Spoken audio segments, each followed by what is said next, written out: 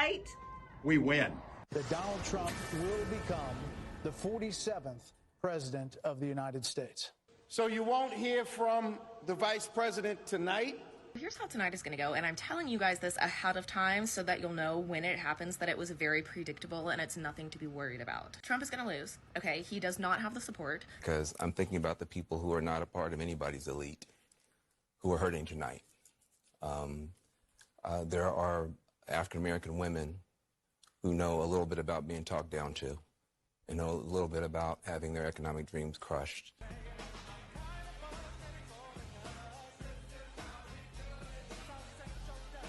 You're talking about the propaganda campaign and the playbook of Trump. This is not new. This is not surprising. This is directly out of Hitler's playbook. America failed women tonight, primarily. And where Trump has been convicted of over 30 felonies, he's been responsible for the January 6th insurrection, you could provide a pretty good story for why she won. But she didn't. You go to the polls with the country that you have, and the country we have lives in two totally separated information ecosystems. Whatever happens, we'll have to really understand the information consumption that young men have and why they think that the economy will be better under Donald Trump when it never was. I think it's not just on us to stop calling names. I think it's up to him to, as Allison said, with deeds show that he's not going to be those things.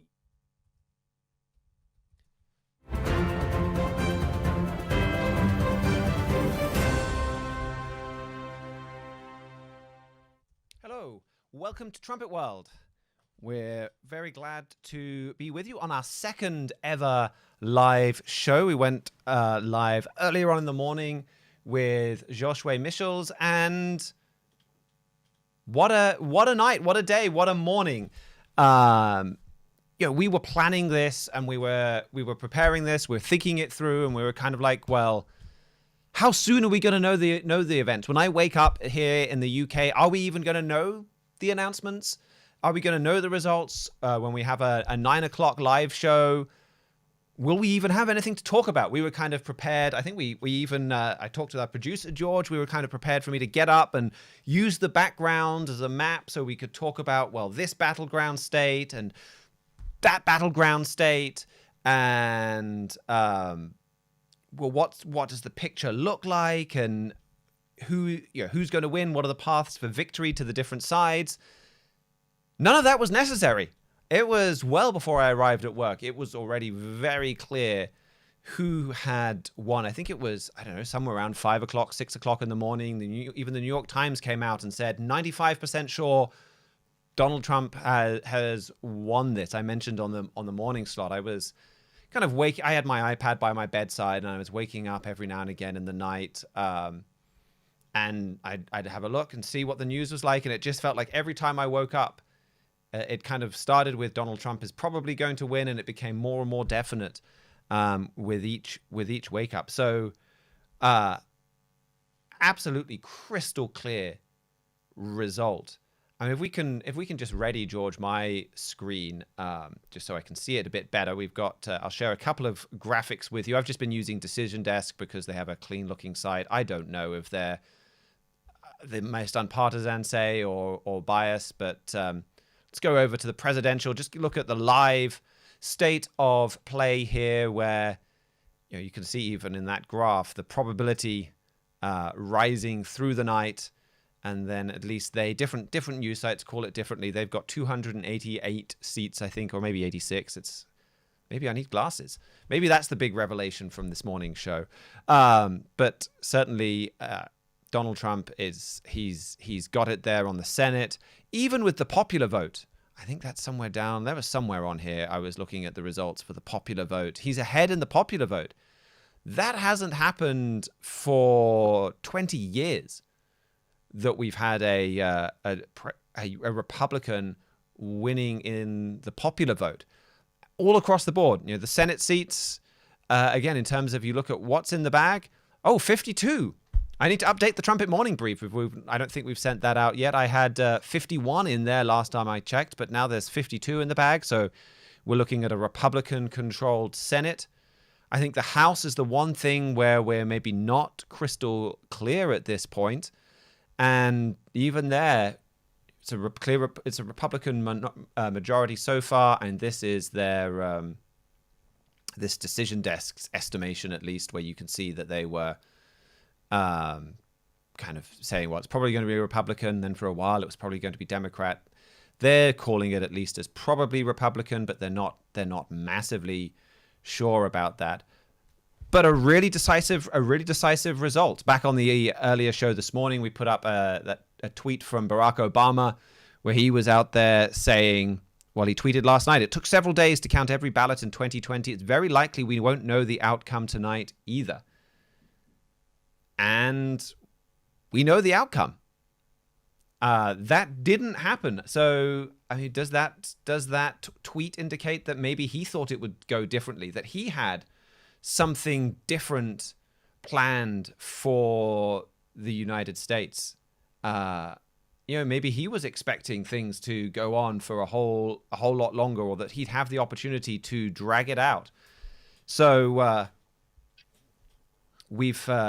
it seems like things are going very differently for him.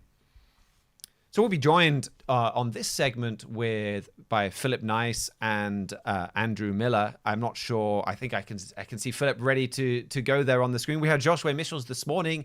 This morning I was kind of anticipating we'd have to spend a lot of time breaking this down for you in race by race, district by district. We didn't have to do that. Instead, we had what I thought was a really interesting discussion on Europe's views of Donald Trump. Joshua revealed that one of his relatives wanted him to go and assassinate Donald Trump. That was quite the revelation, but it shows. I mean, I know this, but it still shocked me, the level of hatred in Europe for Donald Trump. So, if you're interested in that and why Europe feels that way, what the impact of a Donald Trump presidency is going to have on Europe, I'd say go back and listen to this morning's. That's mostly what we focused on. I think today we'll talk more about the United States. But I believe, Philip, you're all connected with us?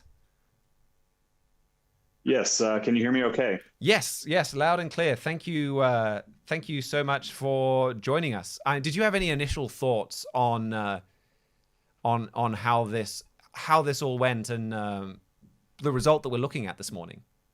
Right. It is historic. It is. I'm surprised that the victory was convincing enough and substantial enough and by enough of a margin that everybody is accepting, as you were just saying. Everyone is accepting. We had an election day. We know the winner, and it's clear that it's Donald Trump. And as more states come in, and as that electoral vote count is actually finalized, we'll see just how much of a mandate he has. Which, I mean, he already has a mandate. He already has a convincing victory, a historic comeback. But I imagine even more electoral votes will be coming his way, and he'll have a seal of approval by the voters, a mandate that the policies that he advanced during the campaign are in fact what they want, and it's obviously shaking the establishment that's been in there, the liberal establishment. You mentioned Europe there. I just thought I'd throw this in. There was an interesting Politico article that talked about America's embassies in Europe. Maybe Josue even mentioned this, I don't know, but they had all canceled their election watch parties. The ones in like London, I think it was London, Berlin, the largest European countries, they canceled the election watch parties because of what happened last time. Because in 2016, they were all getting ready to celebrate Obama handing the baton over to Hillary Clinton, and that didn't happen. And all the reactions that you see from liberals on TV, that's how our diplomats were reacting in front of rooms of other diplomats and reporters who were there for the election watch party. So they had a strong feeling that President Trump would be could be reelected. And it's just interesting to see how they hedged against that by not even holding election watch parties. But yeah, this is it's just an amazing thing to see. One thing that I enjoy a lot about election day. And I'm not a huge like political junkie, but just to watch everyone be intensely interested in all parts of the United States. Just if you kind of step back, you realize what a country this is, like what a blessed country this is. I mean, we're talking about Miami-Dade County, and now we're talking about Cochise County, and we're talking about Waukesha and Milwaukee, and what are people in Delaware feeling right now? Like it's an amazing thing what this country is, and on election day you see just kind of this panorama of all the different types of lands and peoples and states and counties and cities in this country. And it's just undeniable that this country is like the British Empire before it. I recently visited you there in England, and really got a taste of the British Empire. Like this is a blessed country. This is a country unlike anything else in world history, as the British Empire was like nothing else in world history. And you just kind of see that on election day. So anyway, that's my initial thought as things are flying at us this morning. But it's definitely a big day. And that's a great place to start, and that's kind of where we finished with Joshua as well. I will just mention as quickly that we are going out. We're live on YouTube, Rumble, and Twitter. And unlike this morning, we have our comments sorted on all three of those platforms. So if you're listening, I have them all three up here in a window. So if you have any comments, any questions for us, you can pop over to the chat on any of those channels, and we can take a look. I can pitch it over to any of our guests. So you can be involved in this show by joining in on those, and I'll try and keep an eye on that throughout there.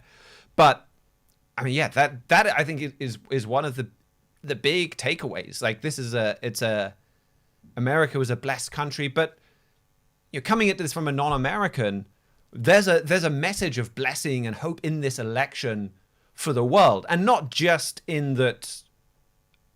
Okay, yeah, I do think Donald Trump is going to have policies that will be better for the world than Kamala Harris, and that you look at the first term, you look at how things were for Britain, Brexit, trade deals. There's all of those things. But much more importantly than any of that, and much more importantly than say, well, I think Donald Trump will be better for my country because of this policy or that policy.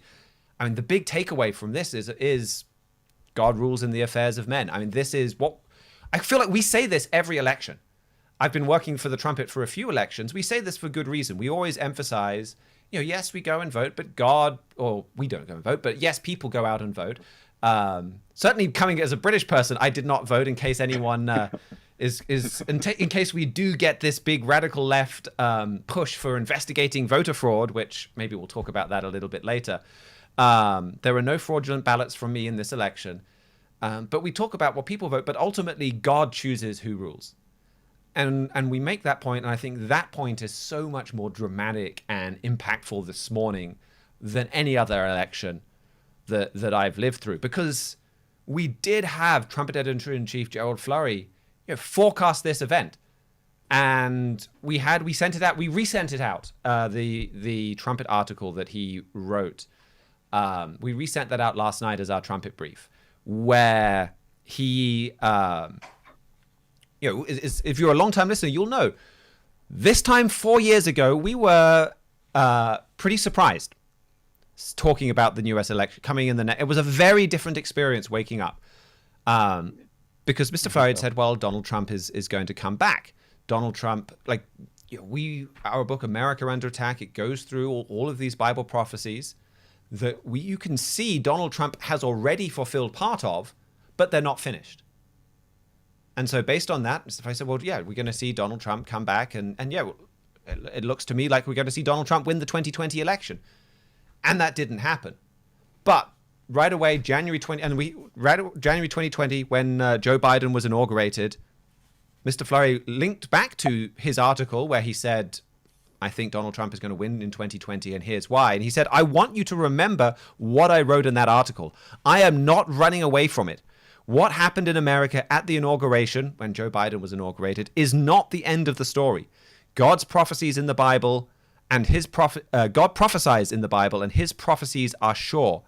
However, he usually does not show us the whole picture in detail or at once. He often speaks in a coded way and only later reveals that code. And later in that article, he said, we can be sure God is going to return Donald Trump to power sooner or later. And that's what we were watching for this election.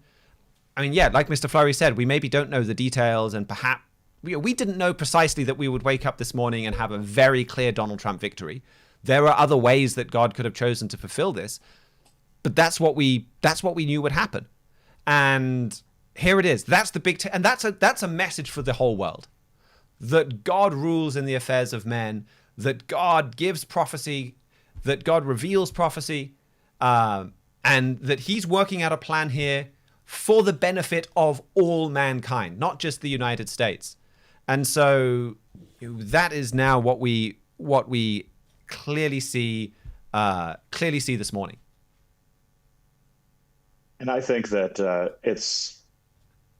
you make such a good point there. I was thinking going into this election about that scripture that says that the nations are a drop in the bucket, I think it is. And God has seen every generation of mankind and every king, and there have been pretenders to the throne before. He's seen every intrigue and everything. And yet he is involved in detail, right? And not just in general. He's not just, in general more powerful than human beings or human nations. Like he actually gets involved in specifics. And I think that's why a lot of churches probably stay away from prophecy. You could go to church every Sunday, every week, and kind of never know that there's so much prophecy in the Bible. And it's kind of an uncomfortable thing for a lot of people to get into because it gets very specific. And I think to add to your point, you need not only to recognize there is a lot of prophecy in the Bible. Jesus Christ himself prophesied, as we often emphasize. But you need someone to explain it. It doesn't work to have everyone independently coming up with their own ideas of what it means, because like you said, it is encoded, it is encrypted, in fact, and so God uses somebody to explain that, just like he did with Moses and every prophet and every single leader that you see in the history of the Bible. So this is a moment to stop and say, okay, Mr. Fleury not only says believe in Bible prophecy, but he said that this particular scripture that could seem to mean just, here's what happened in history. This is actually a prophecy. This one isn't. And this is what's going to happen. And to hold, as you say, and to hold on to that through what even he didn't expect to happen, which the inauguration and duration of Joe Biden for 4 years. But to know that Donald Trump somehow is coming back, it just, I think, opens a lot of people's eyes to the fact that Bible prophecy exists. It's got to be explained by someone, and it gets very much more specific than you might think. And I think this is one of the things we talk about on this show is just the way that Bible prophecy, like understanding Bible prophecy, sometimes it's not just academic, it's not just some extra interest or something that gives you some secret knowledge that others don't have, or like it is very practical in terms of your life. I mean, for a lot of people, God isn't real to them, and God is more of an abstract concept. And a lot of Christians today really put their own thoughts and ideas ahead of God and the Bible, because God is a fairly abstract principle or abstract notion. And so, well, if they have different ideas on the subjects of homosexual marriage or abortion, they listen to those ideas. And I think Bible prophecy makes God very real, and that he is involved, and that his law is real. There's cause and effect. He's intervening, and like he's not just some distant concept, some kind of vague feeling of goodness. There is a very real, personal, involved God. And I think the other thing, and a very powerful God, and a God that works these massive miracles. I mean, one thing I've really appreciated from the Trumpet Daily Show over the last week or so is the way that Mr. Stephen Fleury has gone back over like the last 4 years. Because I think for the last year or so, there have been a ton of people that have kind of been like, yeah, Donald Trump is coming back. At least on the right. Yes, Donald Trump is coming back. He's on his way to victory. He's doing really well in these elections or in the polls. He's going to win. And it in some ways, it feels inevitable because of that. And he was going back and saying, well, remember the midterms a couple of years ago, where all of the media was saying, now Donald Trump, he's a has-been, when there were a lot of Republicans saying we need to move on. The guy's in the past, he's done. Even before then, in the immediate aftermath, and it was like, nope, it's over. He's going to jail. He's history. And there are so many ways that he could have been over. And we can't forget the head tilt, the bullet, the assassination attempt. I mean, Donald Trump himself acknowledged that. And I think in his speech, he talked about, well, he either said, well, God preserved him, or many people believe God preserved him, but something like that. So that is the biggest thing here, is to see God's hand in this prophecy.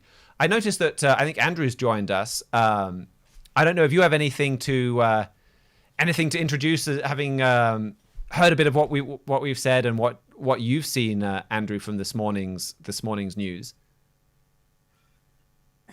Yeah, well, I think definitely a lot of people across America are pretty surprised, some of them pleasantly so, and some of them not so much, because this is definitely a bigger win than a lot of people were expecting. You talked about like vindicating God's prophecies, because even I was thinking, based on past election results, that Trump was going to win this election, but there were going to be probably like several weeks of recounts and challenges, and it would feel more like the 2020 election, where and what we got instead is, like, just in terms of margins, this is a bigger win for Trump than his 2016 election.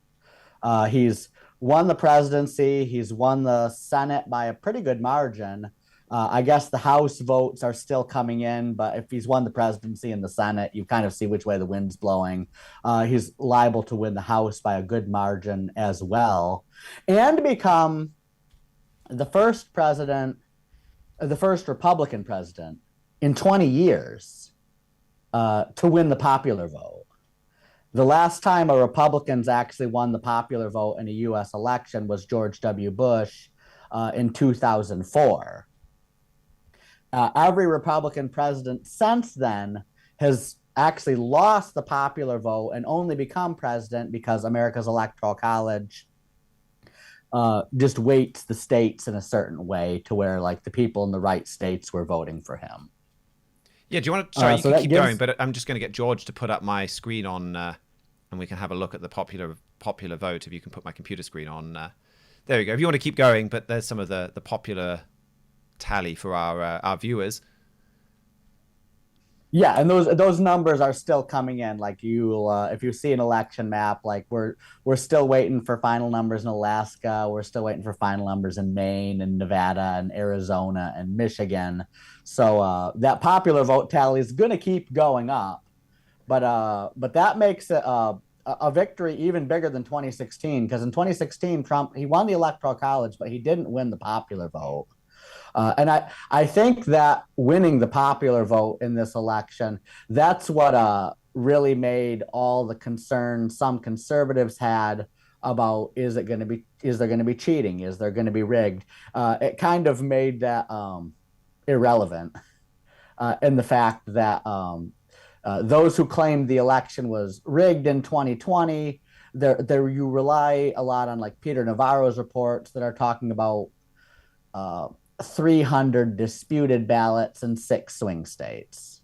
Not 300, 300,000 disputed ballots by 6 swing states. So in any regards, the 2020 election was very close. That's what made it so contentious, is there was only about 300,000 ballots where you're like, well, if there's some question about whether they were signed right or whether they were cast right, that number makes a big difference. In this case, Trump won, or will win, is on track to win, every single swing state in the election. So all the 6 states that people were talking about the election being rigged, the last election, Trump won in a landslide in all those 6 states. So whether or not there was any voter fraud in those elections, Trump is still talking about America's need to switch over to same-day paper balloting to cut down on those allegations of fraud. But whether or not there was any fraud in there, that like 300,000 ballots would have been buried under this avalanche of voters in these states that made it what conservatives call too big to rig, too big of a landslide to rig. So not necessarily saying that America doesn't need to be looking to ways to make America's election safe and secure. But if we're talking about like Trump being vindicated, this God gave Trump a big enough victory that even if people tried to cheat, that the cheating would have been inconsequential compared to just the size of the victory. Thanks for. I think if I could jump in for a sec, I think that the election system is still an absolute crisis, just like we have said before. It's completely flawed and dangerous. But as you said, there's something that just broke through even the different strategies that Democrats and others have used to try to steal votes here and there. But I wanted to go back to your comment, Mr. Palmer, about how this, we've got possibly Donald Trump, on track to win a convincing victory, the Republicans on track to win the House and the Senate, a popular mandate, winning the popular vote, and to say Trump's back, and I kind of knew this was going to happen, is easy to say at this point. But I vividly remember a period shortly after the inauguration where President Trump, having had the election stolen through all those means that Andrew was alluding to just now, and leaving the White House, laid low for a while. You probably remember this too, and just wasn't in the news, wasn't in the headlines a lot. And people were talking about him a lot, but he wasn't. Here's what he did today. There weren't cameras on him. He wasn't making a lot of comments after the fact, as after things were dying down. And then I remember that finally reporters caught up with him on the golf course, and he looked tired. There was throughout that period there was this thought that, is he going to run again? Like, is he done? Like, does even he want to pursue regaining the stolen presidency or mounting a whole nother campaign to win in 2024? He's getting older. He's, it was very easy to be, DeSantis, is the new thing, or, this guy or that guy is the new thing in the Republican Party. And, we're in, as you said, we're in that like post-Trump era now. That was a very real thing. And Donald Trump was not in the headlines very much during that, mid 2021, early 2021 period. And that is when, as you say, Mr. Flory was sticking by that somehow or another, President Trump's going to be back. And now here we are. And I think the other fulfilled prophecy does get back to that tweet that I kind of quoted from earlier from Barack Obama, where, and this is a quote from Mr. Flory over the summer, where he wrote that God is, quote, beginning to silence him, beginning to silence about Barack Obama. He wrote, Barack Obama's power is diminishing before our eyes.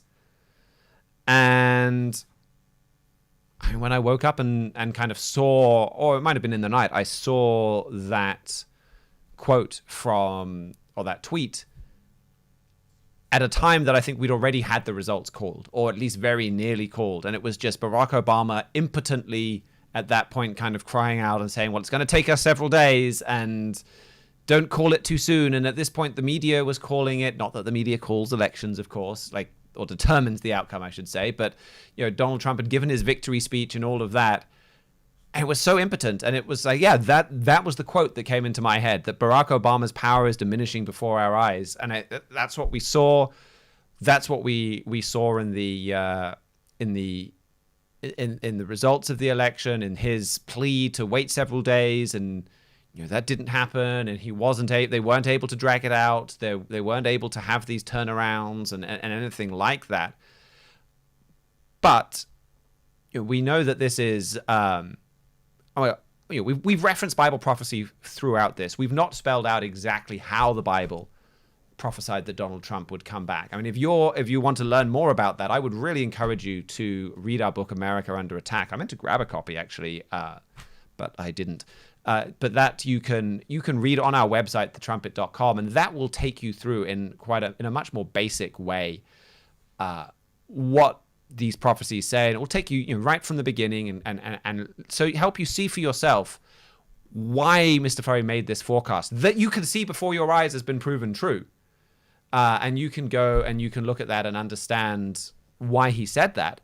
So that's a prophecy that book will take you through and show you why the Bible says that. And we've got a picture on the screen. We've got an even nicer hardback, bigger version of that now. And as that book explains, well, there's a spiritual war going on here. There's a spiritual dimension. So this is, I don't think is necessarily, we might see some more drama. We might see some more events in the return of Donald Trump. I mean, where do you think we go from here? What happens over the next, between now and the inauguration? I don't know. Andrew, do you want to go first on that? Yeah. It will be interesting to see between now and the inauguration, because the victory was big enough that it really does tie the Democrats' hands in some ways. A lot of the predictions, like, there's going to be rioting and there's going to be civil unrest, was something that probably would have happened if this election could have been contested. It is so big now that I think the Democrats are going to have to pivot into trying to lay the groundwork to undermine the incoming Trump administration. Like we saw in 2016, where Trump won, Obama gave a nice speech about the peaceful transfer of power, and then they started concocting the Russia collusion hoax to set up the Miller investigations and the impeachment scandals after Trump took office. So I fully expect it probably won't be Russia collusion hoax again, but I fully expect something like that will the Democrats will try to do to undermine the administration in the months ahead. We'll just have to wait to see what it is. That prophecy mentioned so prominently in America Under Attack in 2 Kings 14, verses 26 through 28, about Trump warring to recover. I do think there is still going to be some good legal warfare against the deep state in the days coming in ahead, especially after Trump takes the oath of office. Because when Trump came in the first time, I don't know, he's this New York real estate guy, unfamiliar with the ways of Washington. And it did seem like he kind of thought that, like, well, I won the election and now I'm the president, so I can just have a conservative revival. And he didn't realize how much he's up against. He won't make that mistake this time. And he's bringing on people like Elon Musk, who's saying things like, hey, we have over 400 government bureaucracies, and I think we should have 99. So we need to, do to the U.S. government what I did to Twitter and fire 80% of the employees and just downsize this. Now, I don't know if he's going to be successful at firing 80% of the employees, but these are the type of people Trump's surrounding himself with, showing that, if he's drain the swamp can't just be a metaphor that he uses. There's big changes that he's going to have to do to get these deep state agents who really hamstrung his first administration under control. And whether it's eliminating them or replacing them, I think you're talking about Obama being silenced. Mr. Fleury made that prophecy about Obama being silenced. Well, like I said, Obama hasn't been president since 2016. So the way he's been able to exert his voice for most of the past several years is through FBI and CIA and other agents in the civil service. Now, he may be impotently calling on those agents to try to slow count the vote and then wasn't able to do that because the victory was so big. But Trump, in the months ahead, and especially after he's inaugurated, is going to have a lot to do to get those agents still working for Barack Obama, either loyal to him or downsized to the point where they don't have much influence. So America does function more as the founders intended, where the president is the head of the executive branch, and we don't have this sprawling 2 million man strong civil service that operates without any accountability to anyone except Barack Obama. So what about riots? Like, I've seen this as a big fear. And even I've also seen some this morning say, I guess the riots didn't happen. Everything has been pretty quiet and peaceful. I mean, what's your kind of take on how the American public, or perhaps it'd be a better way of putting it would be to say the American outrage industry and kind of like the greater BLM movement, do you think we'll see a big response there? Or is it too soon to say, yes, we escaped the riot problem? Probably. Even in 2016, when the election was a pretty decisive victory for Trump, you had the Not My President protest. Now, those were not quite as violent as your George Floyd-style BLM riots. But you did still have a significant protest movement that the radical left, that protest is one of their favorite tools for political warfare. And almost assuredly, you're going to have a hashtag Not My President movement with protesters like that again. Now, in terms of the violent riots, I think what people are saying when we say we escaped the riot problem is that if this would have been a razor-thin election where there was recounts for weeks and the Supreme Court having to get involved, you would have been able to recruit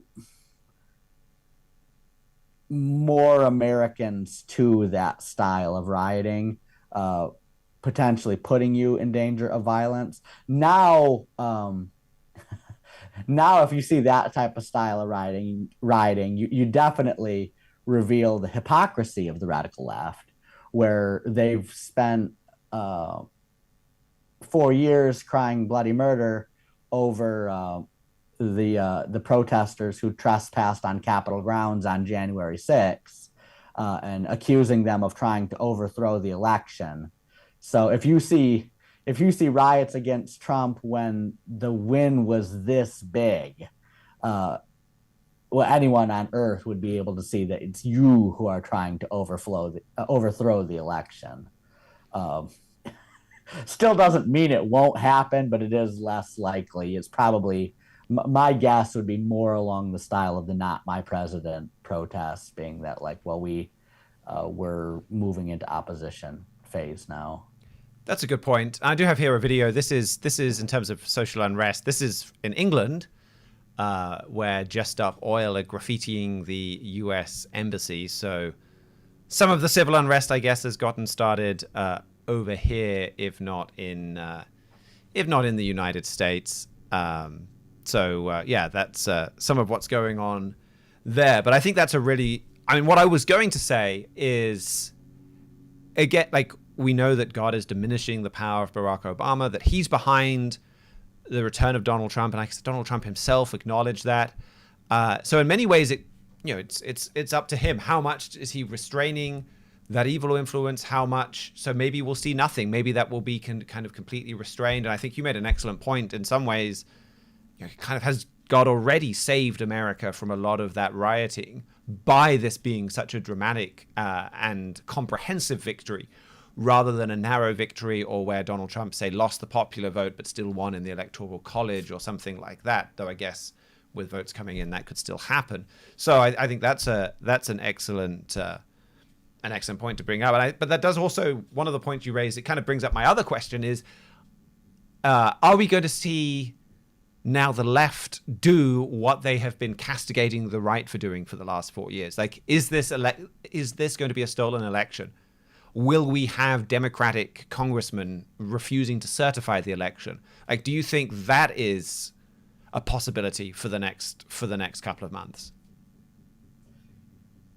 That would definitely be a big story, and I heard some news analysts talking about that last night. Is because it's the vice president who certifies the election on January 6th. So it's Kamala Harris herself who has to certify her defeat. So Kamala Harris has to sign the certificate saying I lost. The news analysts I heard talking about it last night said, well, of course she'd do that. She's not Donald Trump, who's going to try to overthrow democracy, which was kind of a low blow at Donald Trump. That's not what they were trying to do on January 6th. They were trying to debate the evidence of election fraud, and when that process got shut down by the rioting, that just didn't happen. So I don't think anyone's expecting Kamala to not sign the document, but I mean, it is a possibility and would be a big story. That's actually kind of one of the question marks I think will be interesting to see forward, is how long does this radical left warfare last? Because going back to that America Under Attack booklet, which is comparing Donald Trump to an end-time type of Jeroboam II.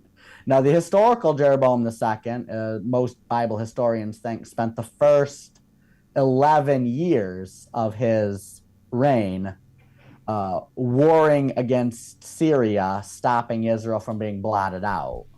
But that last 29, 30 years was a time of great peace and prosperity. And so Mr. Fleury, in that book, he makes the case that that prophecy in 2 Kings 14, 26 to 28 about Jeroboam indicates that Donald Trump does have to war to recover the office stolen from him. And he's definitely done a bunch of, he's definitely fought a bunch against a media lawfare and political lawfare and legal lawfare, and will probably have to do some more as Democrats try to undermine his administration. But the implication is that at some point, and I don't know if this is going to be a day from now, a week from now, a month from now, a year from now, at some point he does kind of win that warfare, and there is what we call a resurgence in the United States, where it's to give the American people a chance to repent of their sins, but a time where things are actually pretty good and pretty stable in the country, without Civil War style violence and rioting and looting and all that. So there might be some of that in the short term, but in the long term, the Bible prophecy indication is that things are going to get better for a while. I'm glad you brought that up. There's one thing I wanted to mention that I think might be interesting to watch over the next 2-3 months. And I think it will be interesting just to see what does, we don't do this in Britain. When there's an election, the Prime Minister moves out of 10 Downing Street that afternoon and the new guy is in. He goes to see the king. It's all done the same day. The United States, you have this period of a couple of months now where Joe Biden has no elections to worry about, has no electoral fallback. It's quite, it's not like he's going to be a political force for years to come. He's got no or very little in the way of legacy items to worry about. He's not going to be standing for election in 4 years' time. He is done, but he is still sitting there in the White House. I do wonder what will happen there, and even what I'm thinking of is during this period, it was when Barack Obama, let me find it. I had an article here where he came in and he for the first time didn't veto the UN when the UN was going to condemn Israel's settlements as being illegal. And it was kind of the first time the US had stepped back and allowed such a negative anti-Israel resolution through. And I think that was 2016. 8 years later, we're still seeing the ramifications of that. And he really set up a lot of the diplomatic persecution that Israel is facing at the United Nations by doing that. And he did that after the election, when voters couldn't punish him anymore, because voters would have really punished him for that. So I do wonder if we'll see any of that from Barack Obama. I think maybe this time next week I'll sit down with Mihailo and we'll talk about what the ramifications are for Israel in the Middle East of this election. We've talked about Europe already, but maybe we could, I think the fear of voters, if the Democrats and if Joe Biden is too negative on Israel, I think that has made them maybe a bit more sneaky about how they crack down on Israel, how they hurt Israel, how they empower Iran. How much is that going to change now that there's no election? Can they be more openly siding with Iran? But then also, how is Israel's actions going to change, knowing that they've got a strong ally coming along in the White House in a couple of months? And there's even the same prophecies that you talk about this ancient Jeroboam, this type of Donald Trump, recovering things for Israel, and there being benefits there. So I think that'll be something to watch. Before we move on, I just wanted to bring Philip back in and just see if you had any comments on any of those things that we've talked about of what to look at over the next few months. Right. Well, as you said there, this period is going to be interesting. It does seem like the Democrats and the radicals have had a lot of that power broken. A lot of things still could happen. Remember the January 5th meeting in the Oval Office with Barack Obama and Joe Biden that just undermined so much of the Trump presidency. Happened in this interregnum, right? Like happened after the election and before the inauguration. So a lot of things could happen. But I think you're really hitting on the main thing, because from basically like 2008 to now, some very unnatural things have been happening in this country. And, you talked about Iran. The president of the United States was like aggressively seeking a nuclear deal with Iran that nobody wanted. Nobody, this was a priority for no one. Iran, is one of the greatest enemies of this nation, and he's just like bending over backwards to do that infamous deal. Things with obviously sexuality and versions just running absolutely rampant in a way that nobody was expecting or looking for. And then we talked about this a little bit in the Trumpet meeting about how the large masses of powerful people and a fair amount of people on the street were mobilized to protest the death of George Floyd, like in other countries, even and across this country, burning parts of this country. And then that same kind of block of people was moved over to, okay, now we're supporting Ukraine, and we're going to fly Ukraine flags from our government buildings. Now we're going to do this. Like the mobilization of people for extreme causes, weird causes, clearly self-destructive causes, was constant throughout that period. And possibly, well, I think definitely even more so after Barack Obama was out of office, and even when Donald Trump was in office, a lot of those things were happening. So you have radical people in this country. You have wild and self-destructive ideas. You have people who are afraid of being exposed for treason. You have all these kind of motivations in this country, but right now, at least this morning, it feels a little more natural, where some are trying this, some are trying that, some might try this, some might try that. But what made the difference from 2008 to now is that consolidation and that unification and the money, wherever it came from. And I think the difference is what you've been saying, and it was Barack Obama. Like there was a power, an unnatural power that was able to unite these things that would otherwise be pretty fractious, still factors, but but not able to start a movement on a, some someone dies and George Floyd dies. It's a tragedy, it's an issue, but it doesn't just stay in the local news. There's people in Sydney, Australia, protesting about this and people burning stuff. That whole period was unnatural, and that or even we could even get into COVID and how all of that. But something was mobilizing that all of those otherwise separate self-destructive things in this country, and that the power of that power seems to be highly diminished. So I would expect to see some efforts at resisting Donald Trump, not my president, like Andrew's saying, little kind of weak, bumper stickers on the back of cars. But it does seem like he was the difference maker. And because he has lost his power, which I wouldn't know that except that Mr. Fleury said that, that's what's making the difference and will make the difference in the months ahead.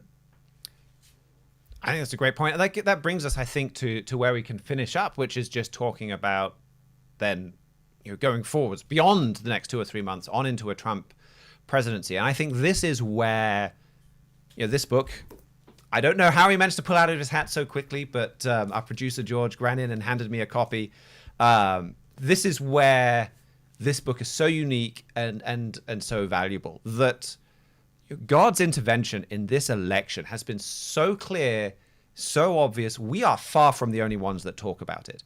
There are plenty of times where we find ourselves the only people talking about God's intervention in this or that and Bible prophecy, or certainly with few companions. That's not true here. Donald Trump, in his victory speech this morning, he talked about, well, God has preserved me from some special purpose.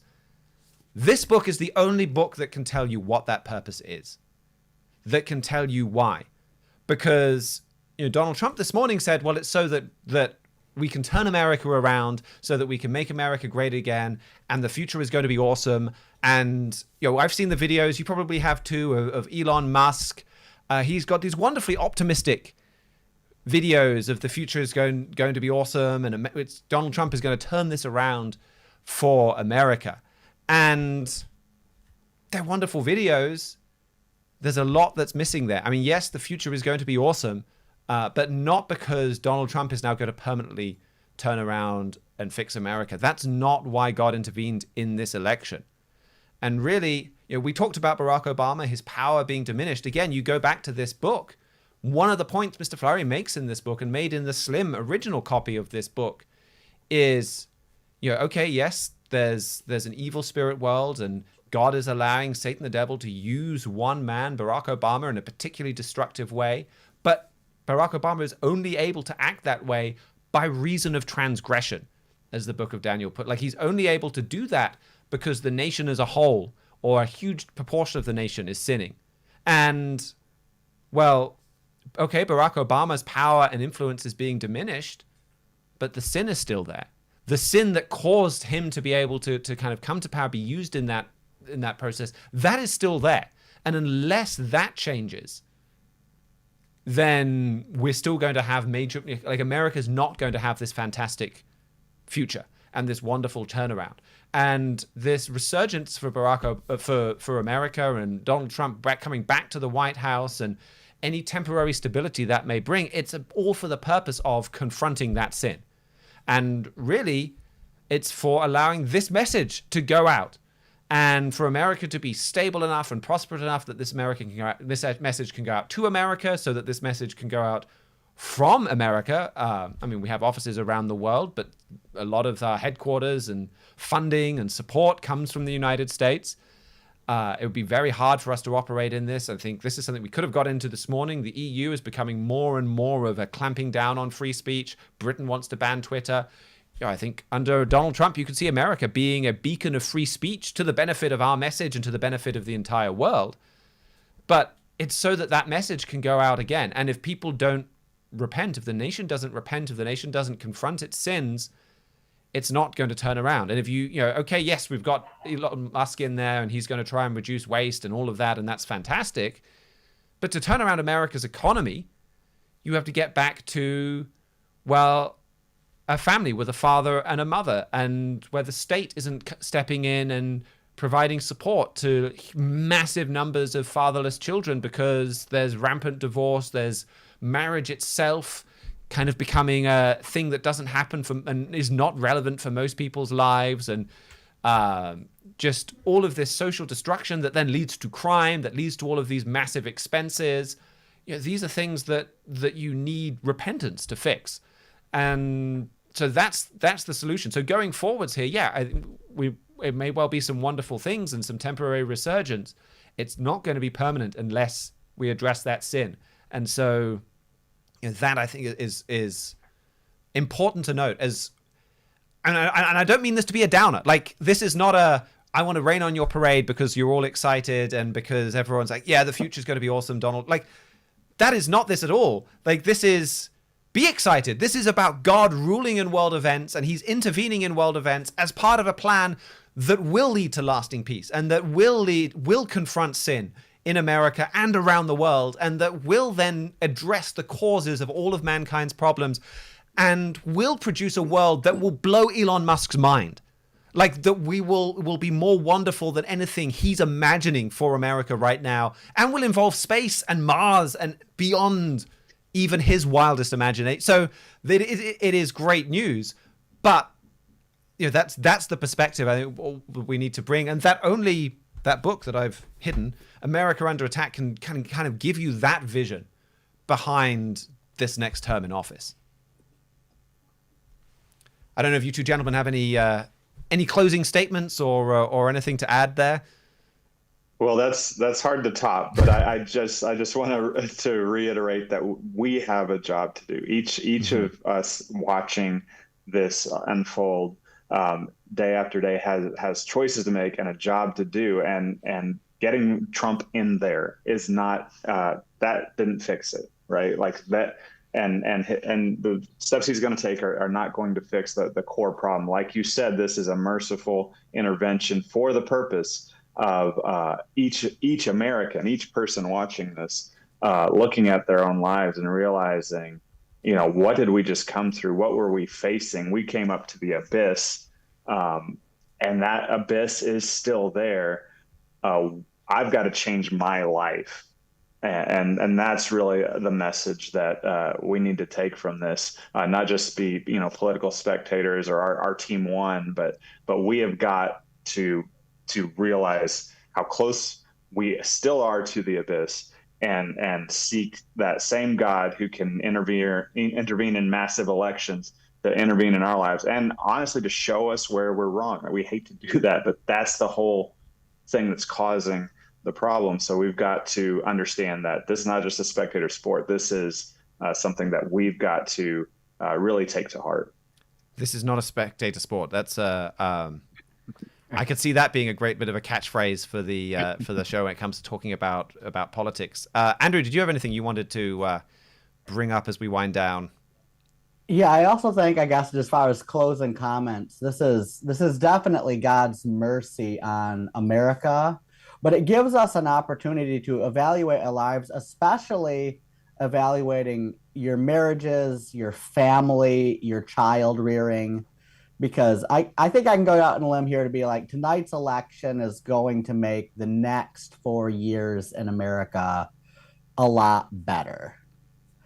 But then you have to he's like, well, what about the 4 years after that? Trump's can't run again in 2028. He'll be 82. He'll be 82 years old. So it's like, who in 2028, who are the kids coming out of the American university system going to vote for? And if you think they might vote for a liberal, socialist, communist style politician like Kamala Harris or the next iteration of her, then we have a cultural problem in America. It's not just like, well, Donald Trump can't do all the heavy lifting forever. You've eventually have to produce a culture that generates good leaders. And so that's why our Trump editor-in-chief, Mr. Joe Fleury, calls it Donald Trump saving America temporarily. You've got a 78-year-old man who's kind of old school coming in here and doing some common sense, old school values to stabilize the nation. But it's each generation tends to get more liberal, and if America doesn't actually reverse that trend and start raising children to actually make wise, virtuous, character-based decisions, then this definitely will be saving America temporarily, just long enough until the elder the elder generation dies off and the new kids coming out of the universities takes over. Well, that's a great place to end, I think, from both of you on, well, what can we do? What can you do? Looking at ourselves. Politics is not just a spectator sport. What we've seen this morning isn't just something, be excited about it, but use it as a catalyst for change as well. And use it to see God in the world, in your life, to bring him to life, make him more real. And then if God is more real to you and has a purpose, well, then get busy changing your life to do and to live your life the way that he wants you to. Well, thank you so much, both gentlemen, for joining us. This is our second ever live show. The first ever one was this morning. The training wheels are off. The net is out from underneath the tightrope. There's been no do-overs. Nope. Oh, I said that wrong, or I've forgotten where I'm going with this. Let's rewind. But it's been a whole lot of fun. So glad that you could join me. This book, America Under Attack, we've mentioned that quite a few times for good reason. If you have not read that, you can go to our website, thetrumpet.com, and you can read it all online there. Just click on the literature tab. It'll be quite easy to find. You can read it there. You can download a free copy. You can order your own copy. We will send you this very nice hardback copy that's got all the latest text and everything in there so that you can understand that for yourself. If you have any questions, any comments, any suggestions about more live shows and what you might like to see from live shows going forward, timing, how regular, anything like that, we'll take that in mind. Or any questions, troubles ordering this book, you can email us at trumpetworld@thetrumpet.com. Thank you so much to George Haddad and Isaac Lorenz. It's certainly more pressure on the guests when you're live. It's more pressure on our producer and our tech guys as well, but we really appreciate their efforts. We'll be back with a much more standard, our standard weekend review show on Friday. Until then, keep watching your world.